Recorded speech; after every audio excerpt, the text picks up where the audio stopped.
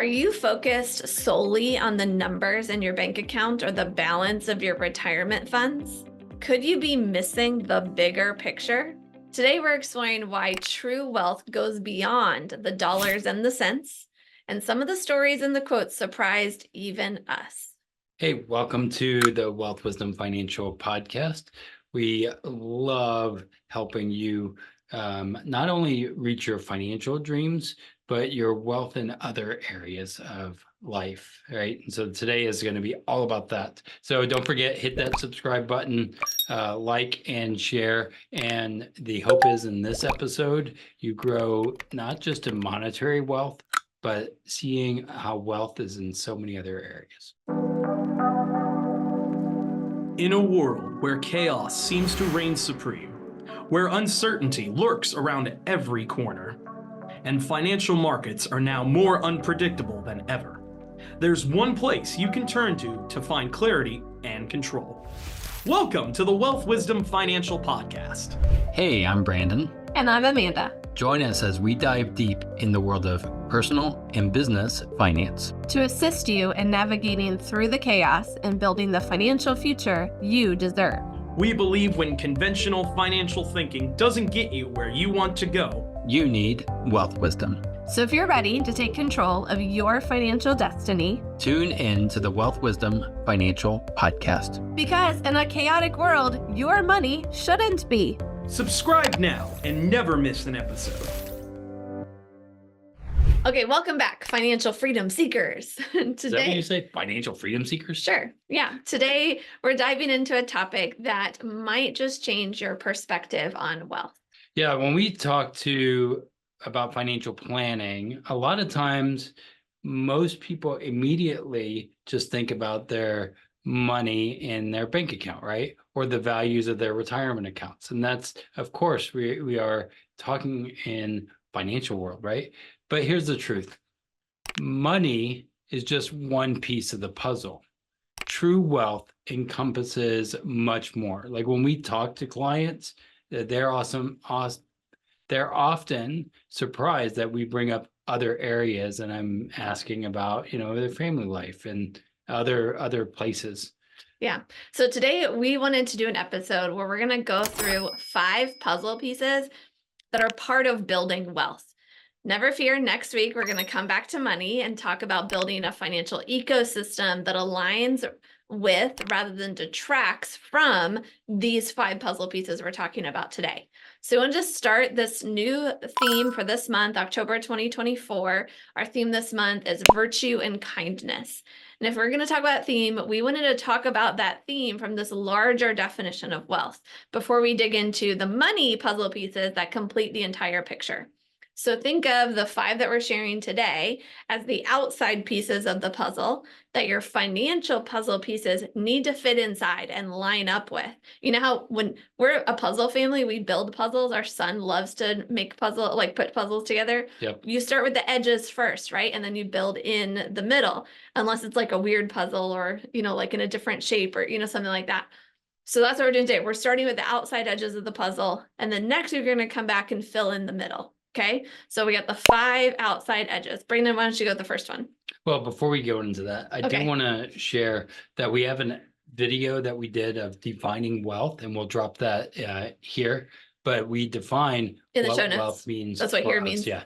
I forgot when some people are just listening. So go to the show notes and then listen or see that on what we define as wealth. So number 1 puzzle piece. We ready for that? Yep. So first thing we'll go into is something that rhymes with wealth, and that is health. Now, without it, no amount of money matters. So there's this guy, you might have heard him. His name is Steve Jobs. He's the co-founder of Apple, if you didn't know. And if you didn't know, you were probably on a rock, on a rock or something. I don't know. You probably listened to it on a podcast. Or you get more important things to think about. Yeah. So he says this. It says, I reached the pinnacle of success in the business world. In others' eyes, my life's an epitome of success. However, aside from work, I have very little joy. Despite his immense wealth, Jobs couldn't buy the one thing he needed most in his final years, his health. So if you didn't know, he was, not very healthy at the time. I think he had cancer and some other things that happened. So he had no joy because of that thing that he was dealing with. So health is really important. Yeah. I would say a personal story I had was running a business, and we were doing okay in the business. However, there was a time where I ended up in the hospital because I wasn't taking care of me. I wasn't dealing with going to the gym and the exercise that I needed to do. And so making sure that you put health as a priority is really, really, really important. Yeah. So that's the first puzzle piece is health. No matter how much money you have, if you don't have health, you can't enjoy it. Number 2 is relationships. Doesn't rhyme with wealth. Does not rhyme with wealth. No, relationships. The support network that really enriches our lives. Consider the case of John. John was a high-powered executive who focused solely on his career for years, and he amassed significant monetary wealth, actual money, but realized he had neglected his relationships. So then when he faced a personal crisis, he found himself alone with no close friends or family to support him. John learned the hard way that his network of relationships was as crucial to his well-being as his financial portfolio. They say money can't buy you friends or love. Yeah. Or both, right? Like this is the kind of thing, if we're not building our relational capital, then we can't buy it later. It takes time, it takes energy. If you want to have friends, you got to be a friend. All those cool things we learned as kids, we got to apply those in adulthood and really build that piece of our wealth puzzle, our relationships. Well, and that also goes into this idea of, I was again listening to a podcast, and they were saying the CEO of Starbucks or Starschmucks, whatever you want to call it. Save the Starbucks. That these all rich people were laughing at him because he said he turns off his phone at a certain time and he'll answer the next day because his relationships are more important than the business or the things that he needs to do. Now, again, there's a lot of people, maybe they focus on the business and that's for a time that they do that, right? But maybe those same people are moving into divorce or not knowing their kids or other things. And so focusing in on those relationships, making sure you put that time in place to be there with your kids, that maybe the business isn't the priority, the family and the relationships are, and that's going to bring more wealth. I'm really glad you added that, Brandon, because I talked about friends, but family is some of the most important relationships we have. So don't neglect those either. On to number 3, which is purpose. We need to find meaning in our lives beyond just our stuff, our material possessions. Here's a great example. Yvon Chouinard, I had to look up how to pronounce that one. Yvon Chouinard, he's the founder of Patagonia. He recently gave away $3 billion from his company to fight climate change. He chose purpose over profits, demonstrating that for some, making a positive impact is way more valuable than accumulating wealth. And we told this story on the podcast before about the builders, where you walk into the first builder and they say, I'm putting bricks on top of bricks. You go to the second builder, I'm building a church I think as the fable goes. And the other one is I'm building a place for people to worship God. Yeah. Whatever jobs we're doing, we can find meaning and purpose in them. We don't have to give away a whole bunch of money like Yvonne did. Or maybe you do, and that's part of how you find meaning and purpose. Or maybe you volunteer in addition to doing your regular job. Maybe you find more meaning and purpose through spiritual aspects, whatever it might be. Having that meaning is super critical. No one wants to live a pointless life, but to feel like you're making a difference for others is, I think, one of the things that drives all these other puzzle pieces that we're talking about too. Yeah, it's kind of like knowing your why. Thanks, Simon Sinek. Yeah, so I think something like that. But you can't have just focus on purpose without the money either. So I think there's that overflow when we had the coffee shop. where we would focus on purpose, but we needed revenue. And so you have to balance those. It's kind of a back and forth, and you have to know where you're at. Maybe not balance. I wouldn't use that Yeah, word. not balance. But we're going to come back to that later in the episode, though. Yeah. I've got a whole thing. Yeah, I don't know if I like that word balance either. So Yeah. Okay, number 4. You want to start this one? yeah, personal growth, continually improving yourself, right? So there's this guy, and his name's David. He's a successful software engineer at a major tech company. Despite his high salary and comfortable life, he felt stagnant and unfulfilled, realizing that his personal growth was missing from his life. David decided to invest time and money in learning new skills outside his field. He took up woodworking classes and eventually started a small custom furniture business on the side. While his venture didn't immediately increase his income, it provided a sense of craftsmanship and creativity that was missing from his day job. The purpose of personal growth not only enhanced his overall life satisfaction, but also opened up his new opportunities for future career pivots and financial diversification. So personal growth is, I think, a lot of times missing in a lot of people. We aren't self-reflective and to kind of see those things and seeing where we can grow through maybe Enneagram tests or other areas in our business or in our life, for that matter. Yeah, learning new skills, trying new things, trying out a new hobby, see if it becomes something you like. You don't have to turn every hobby into a business, but also the people you meet, the ways that allows you to find purpose, to build relationships, and to increase your health. Like if you can find that personal growth that does all of those, how amazing would that be? Don't ever forget your biggest investment, your most important investment is yourself. All right, so we're going to come back to that, but let's go to number 5. Yeah, number 5 is time.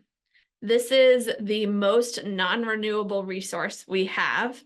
And it's also the thing that most people use as an excuse not to do the other 4. I don't have the time for my health. I don't have the time to build relationships. I don't have the time to find meaning and purpose in my life. I don't have the time to do personal development, find a new skill. Well, think about Warren Buffett. One of the wealthiest people in the world, right? Both monetarily and maybe in other ways too. He famously said, I can buy anything I want, basically, but I can't buy time. This underscores the huge importance of valuing and properly allocating our time, regardless of our financial status. Some of the words I most dislike is this phrase, I don't have time for that, because I used to say that, and I've replaced that in my life with, I have time for what's important. Yep. And if I'm saying, no, I don't have the time for that, it's actually what I'm saying is, that's not important enough to me. But if your health, your relationships, your meaning, your personal development are important to you, you will find the time. And also how you manage your time speaks volumes into how you're building your financial wealth, as well as all these other areas of wealth. Yeah, I think about this whenever I talk to clients and we ask a lot of these questions in the financial analysis, right? And you will see that a lot of the people we would work with, that they are busy, but there's just kind of mishaps, right? And so by asking certain questions about goals and all that, that helps us build the strong foundation of what is important. Remember, our well-rounded approach to wealth considers not just your financial capital, but also your human capital, your skills, your relationships, your health, and your personal fulfillment, right? So those things are so important. And that's why even doing what we do is powerful, right? So that's why we're going to show this little clip here. Well, and stay tuned after the break. All those skeptics out there that are saying, yeah, but right now, we got you after the break.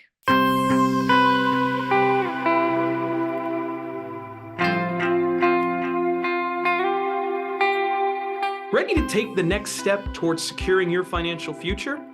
Whether you're planning for retirement, saving for your dream home, or you just want to make your money work harder for you, the team at Wealth Wisdom Financial are ready to assist you. And now, it's easier than ever to see how we might give you a boost on your financial journey. Schedule a 15-minute discovery call with one of us today. and let's discuss your questions and your financial goals together. Don't wait any longer. Your financial freedom awaits. Schedule your discovery call at www.wealthwisdomfp.com/call.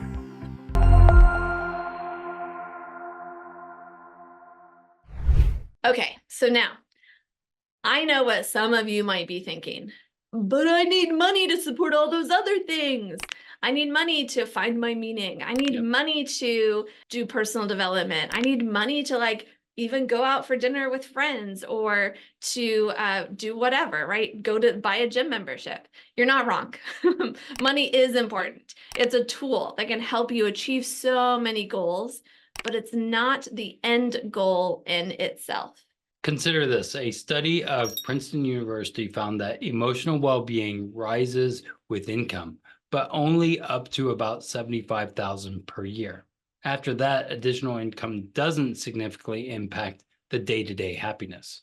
So once you reach a certain level, you're pretty much set, it sounds like. Well, your happiness is like not then impacted by how much income you have. Your happiness might be impacted by your health, your relationships, your sense of meaning and purpose in life, your personal development, and how you're using your time. Those are going to give you the happiness that goes well beyond just getting your income to that basic 75,000 that Princeton found. So it's true. Yep. The key here is to win in all areas. And I know Brandon is so passionate about this, about using money as a tool to support all these other aspects of our lives rather than making it a sole focus. And this is where it's not about balance. It's holistic. It's winning in all areas. It's both and, not either or. It's an ecosystem where the parts mix and mingle rather than exist in vacuums, right? A puzzle, once you put it together, all the pieces form the picture. Yeah. They're interconnected. That's why we use that analogy here. And Brandon, why don't you tell them what you've been dying to say the whole time about what's really important here? I'm a big fan of being a part of communities and being around people that are different than you and have strengths and weaknesses that are different than you. So I'm a part of a community called Gathering the Kings that is about winning in all areas. So that's, if you look it up, gatheringthekings.com or something like that, you can say, hey, you found it through me.